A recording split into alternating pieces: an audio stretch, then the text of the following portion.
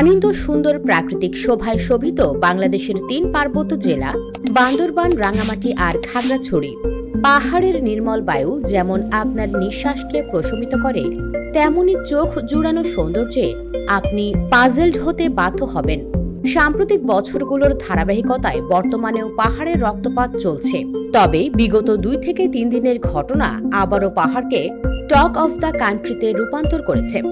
খাগড়াছড়ি জেলার দীঘিনালাতে মোটরসাইকেল চুরির অভিযোগ নিয়ে ঘটনার সূত্রপাত, কিন্তু সময়ের ব্যবধানে সমগ্র পাহাড়ি অঞ্চলে এর বিস্তৃতি ঘটেছে। বাংলাদেশের সীমান্তবর্তী ৩ পার্বত্য জেলা নিয়ে অতীতেও যেমন সংঘাত ছিল, বর্তমানে কিছুটা উন্নতি হলেও রক্তপাত বন্ধ হয়নি। সাদা চোখে আপনার আমার মনে হতেই পারে, বাংলাদেশের অভ্যন্তরে অবস্থিত হওয়ার পরেও পাহাড়ি অঞ্চল অন্য ৬১টি জেলার মতো শান্তিপ্রিয় নয় কেন? উত্তরটা একটা শব্দে দেয়া যায়, ভূরাজনৈতিক কারণ। তবে প্রেক্ষাপট বিবেচনায় একটু গভীরে ব্যাখ্যা করা সময়ের চাহিদা। পার্বত্য অঞ্চলের সংঘাতের কারণ বিশ্লেষণ করতে গেলে আমাদেরকে ৩টি পর্যায়ে ব্যাখ্যা করতে হবে। তার মধ্যে স্বাধীনতা পরবর্তী যুগের বেশিরভাগ ঘটনাই সবাই অল্প বিস্তর জানে, বিধায় ভিডিওটি ছোট করার জন্য ৭২-এর পরবর্তী সময়টা বাদ দেওয়া হয়েছে। সংঘাতের ইতিহাস ঘাঁটতে গেলে আমাদের যেতে হবে অন্তত মুঘল আমলে, মানে আজ থেকে ৫০০ বছর আগে।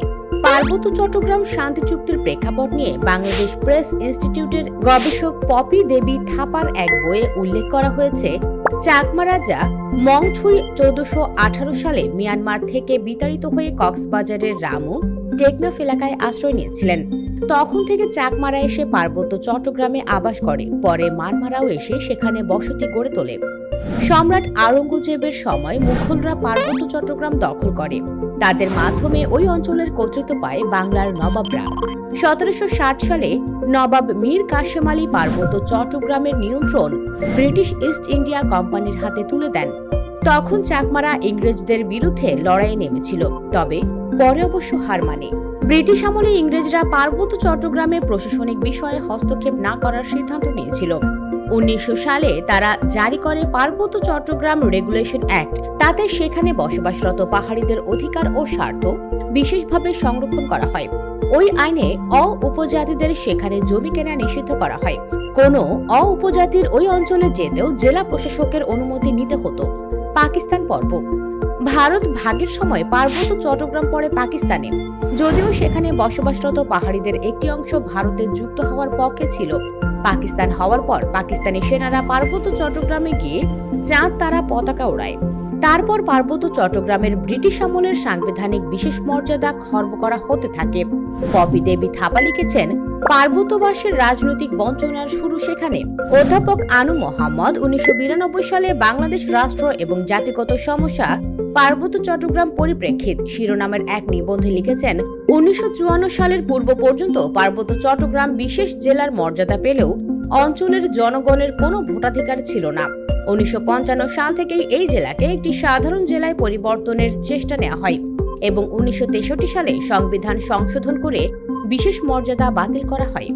পপি দেবী থাপা লিখেছেন, ১৯৬৫ সালে পূর্ব পাকিস্তান হাইকোর্ট এক আদেশে যেসব উপজাতি ১৫ বছর বা এর বেশি সময় পার্বত্য চট্টগ্রামে বসবাস করছেন, তারা সেখানে জমি কেনার অধিকার পায়।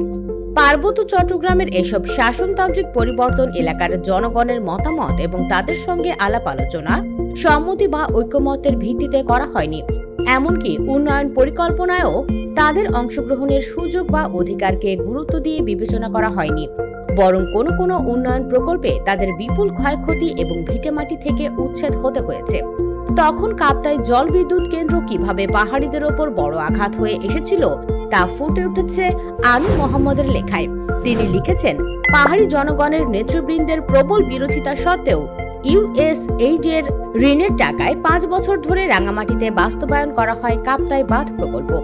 এতে এ অঞ্চলের মোট আবাদি জমির শতকরা ৪০% প্রায় ৫৫,০০০ একর জমি সহ ২৫০ বর্গমাইল অঞ্চল পানিতে ডুবে যায়। সংখ্যার হিসেবে প্রায় ১ লাখ পাহাড়ি মানুষকে আবাদি জমিহীন হতে হয়। এই সমস্যাগুলোর সাথে নতুন করে যুক্ত হতে থাকে নিজেদের মধ্যে গড়ে ওঠা দলগুলোর ক্ষমতার দম্ভ দেখানোর আঞ্চলিক প্রতিযোগিতা। স্বাধীনতার ৫৩ বছরেও এসে থামেনি নিজেদের আধিপত্য বিস্তারের লড়াই। দুর্গম এলাকা হওয়াতে আইনশৃঙ্খলা বাহিনীও সেভাবে সুবিধা করতে পারছে না। 1971 সালের 16 ডিসেম্বর দেশ স্বাধীনের পরে বাংলাদেশকে বহু রাজনৈতিক দলের শাসনের অভিজ্ঞতার মধ্য দিয়ে যেতে হয়েছে। তবে 1997 সালের পার্বত্য শান্তি চুক্তি ব্যতীত উল্লেখযোগ্য কোনো ঘটনা পার্বত্য 3টি জেলা নিয়ে ঘটতে দেখা যায়নি। তারপরও বাংলাদেশের সকল সরকার প্রধান পার্বত্য জেলাগুলো নিয়ে পজিটিভ ধারণা পোষণ করছেন সকল সময়ে। সবারই আন্তরিক প্রচেষ্টা ছিল পাহাড়ের রক্তপাত বন্ধের, কিন্তু অদৃশ্য শক্তির হাতে বারবারই পরাভূত হয়েছে। অসমর্থিত সূত্রের খবর, পাহাড়ে শান্তি প্রতিষ্ঠা হলে অবৈধ অস্ত্র মাদক চোরাচালান বহুলাংশে হ্রাস পাবে, যেটা হাজার হাজার কোটি টাকার অবৈধ ব্যবসা এবং এর সাথে সম্পৃক্তরা নিশ্চয়ই ধরাছোঁয়ার বাইরে থাকতে চাইবেন। এত সমস্যার ভিড়ে এর সমাধানের কি কোনো উপায় নেই? চলুন দেখা যাক এই শত শত বছরের পুরনো সমস্যার সমাধান কিভাবে হতে পারে। এখানে বলে রাখি, পাহাড়িরা হয়তো যুগে যুগে অন্য দেশের সাথে যেতে চেয়েছে, কিন্তু কখনোই স্বাধীনতা চায়নি। স্বায়ত্তশাসন ব্যাপারটাকে স্বাধীনতা বলে চালিয়ে দেওয়াটা ভুল, দুটো সম্পূর্ণ আলাদা বিষয়। সেক্ষেত্রে সরকারের আন্তরিকতা থাকলে শর্ত সাপেক্ষে স্বায়ত্তশাসন দেয়া যেতে পারে। দেশের অন্য জেলার মতো সেনাবাহিনীর ক্যান্টনমেন্ট থাকবে, তবে সেনা সদস্য বেশি রাখা যেতে পারে, যেহেতু সীমান্তবর্তী এলাকা। বাঙালি পাহাড়িদের মধ্যে সৌহার্দ্যপূর্ণ পরিবেশ তৈরি, যাতে করে পার্বত্য জেলার মানুষ নিজেকে বাঙালি পরিচয় দিতে গর্ববোধ করে। ভূমি কমিশনকে কিছুটা অগ্রাধিকার ভিত্তিতে কাজ করতে হলে কি এমন রাজনৈতিক দম্ভ চূর্ণ হবে? এটা হলে যদি জাতিগত সংঘাত রক্তপাত বন্ধ হয়, তবে মানবিক স্বার্থে এতটুকু করা যেতেই পারে। পৃথিবীর বহু দেশেই উপজাতিদের জন্য নির্দিষ্ট সীমানা রয়েছে, বাংলাদেশেও হতে পারে। বহু জাতিসত্তার চর্চা একটি দেশের জন্য কখনোই সাংবিধানিক হুমকি নয়, বরং সমৃদ্ধ সাংস্কৃতিক কাঠামোর রূপায়ণ। শুধু একটি কথা বলে শেষ করব যে, পাহাড়ের রক্তপাত এবং জাতিগত সংঘাতের বিলোপ যাক, নতুন সূর্য 56,000 বর্গমাইলের ওপর সমানভাবে আপতিত হোক, সুন্দর আগামী দেখুক সকল বাংলাদেশী। বন্ধুরা, আমাদের আজকের আয়োজন ভালো লেগে থাকলে কমেন্ট এবং সাবস্ক্রাইব করে পাশে থাকবেন। ধন্যবাদ।